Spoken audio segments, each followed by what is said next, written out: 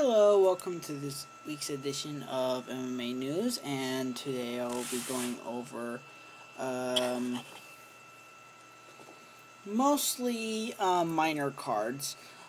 So last week we had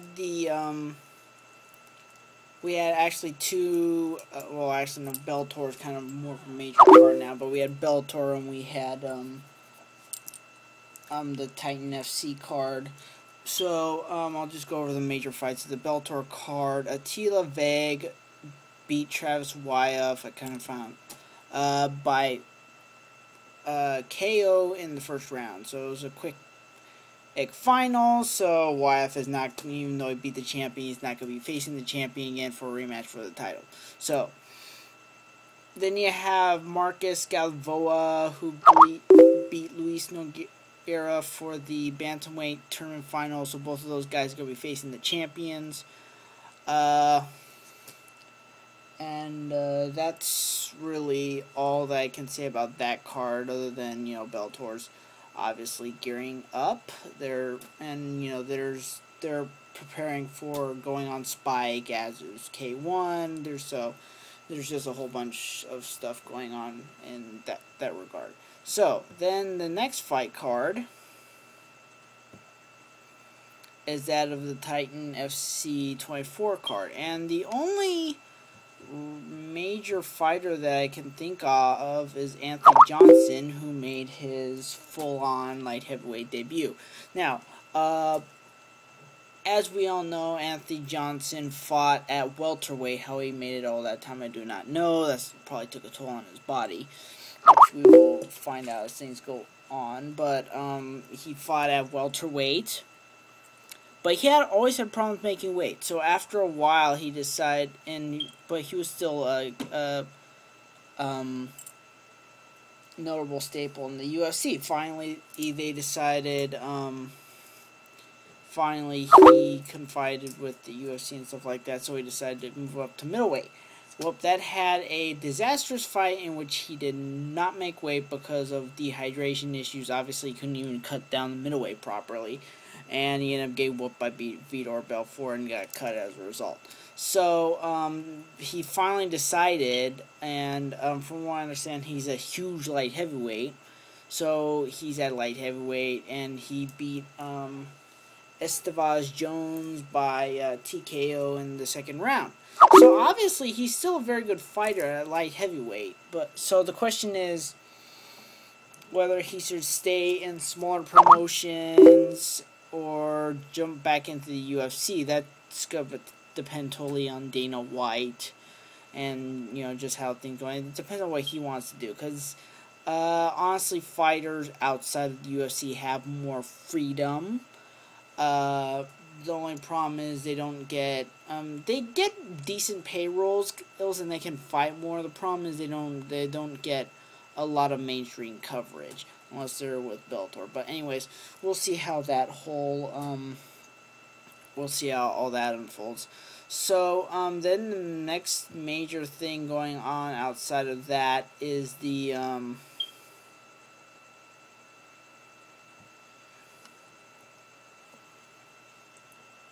the ONEFC Pride 5 card. Pride of the Nation is their ONEFC's debut in the Philippines.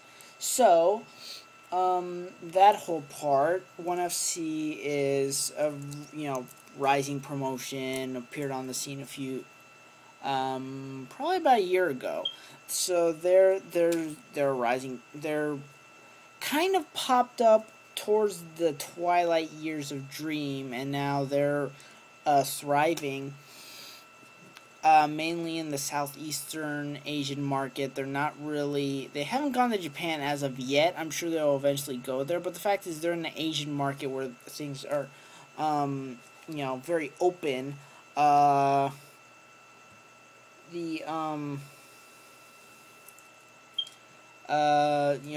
like I said, it's an open market. UFC's just getting in there. And they don't do that many fight cards in Asia, just in general. they're an American promotion. They're going to stick with the American promotion. They also have a good hold in the European market, also like putting fights in Brazil. They do have fight cards in Asia, but they're not that common. And onefc is an Asian promotion. They are going to be in there, putting on fight cards in their home territory. How far onefc could get, I honestly don't know. I heard that it actually does have a good amount of money. On their first fight card, they actually handed out bonuses, something that the UFC has been doing for a while. It'll be interesting to see how things go on, because they kind of have a tendency to sometimes do Pride-esque matchups, with kind of freak shows and stuff like that. But that's part of what made Pride great and stuff like that. It's just one of those things.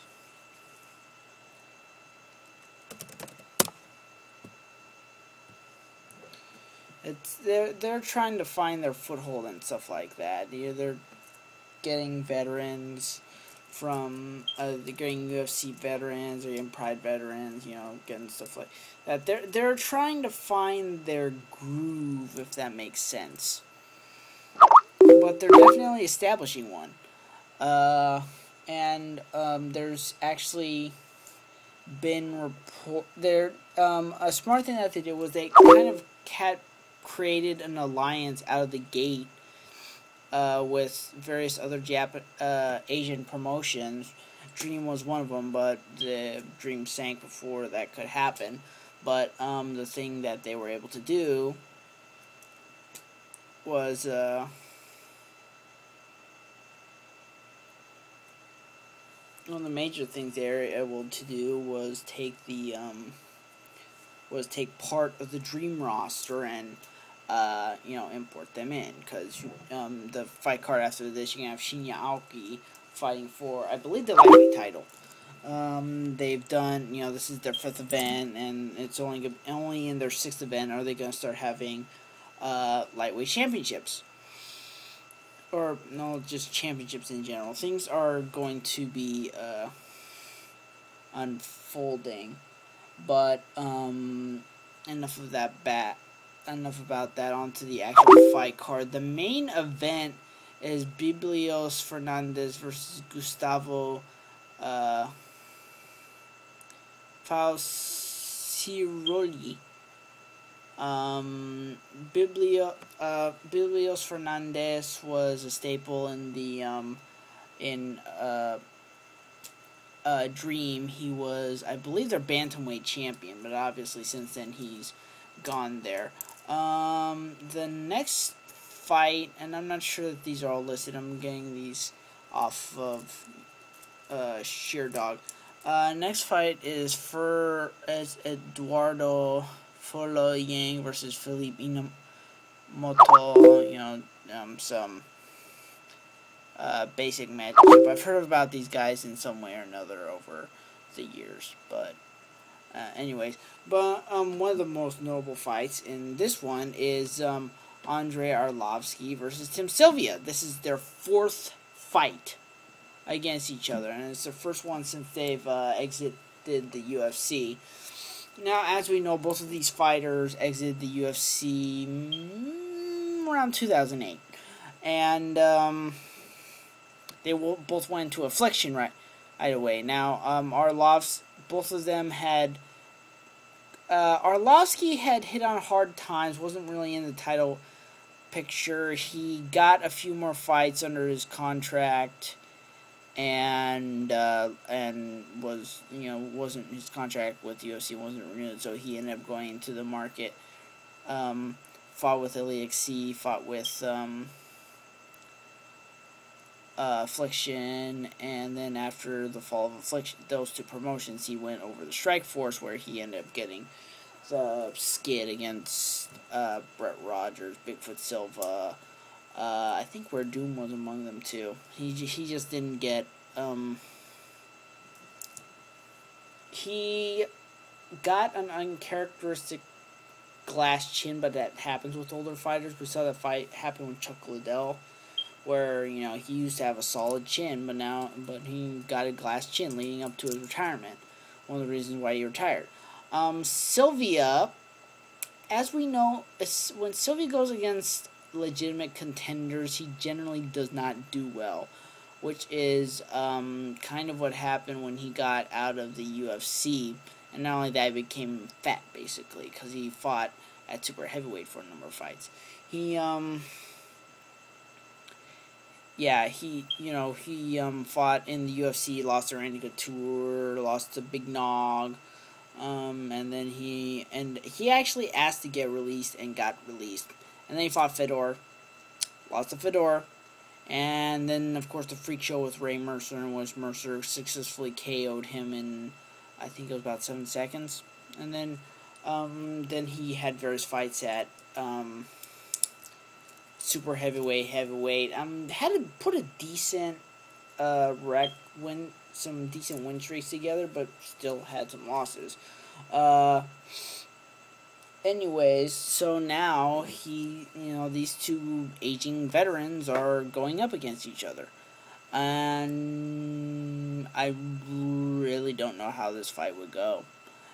We're just going to have to see how it goes.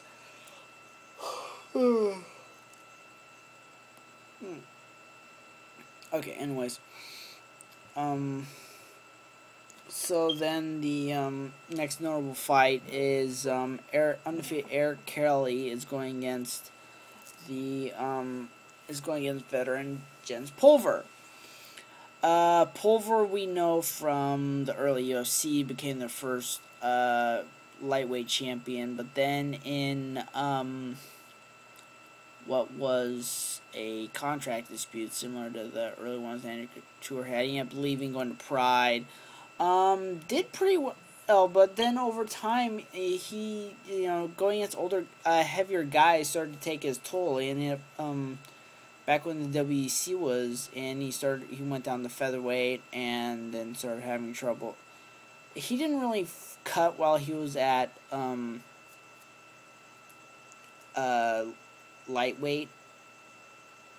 But then he cut down to, featherweight and kind of had a skid, and then after a while he got released from the WEC. Still fought featherweight, then went down to bantamweight, and then I've actually found out recently he went down as low as flyweight.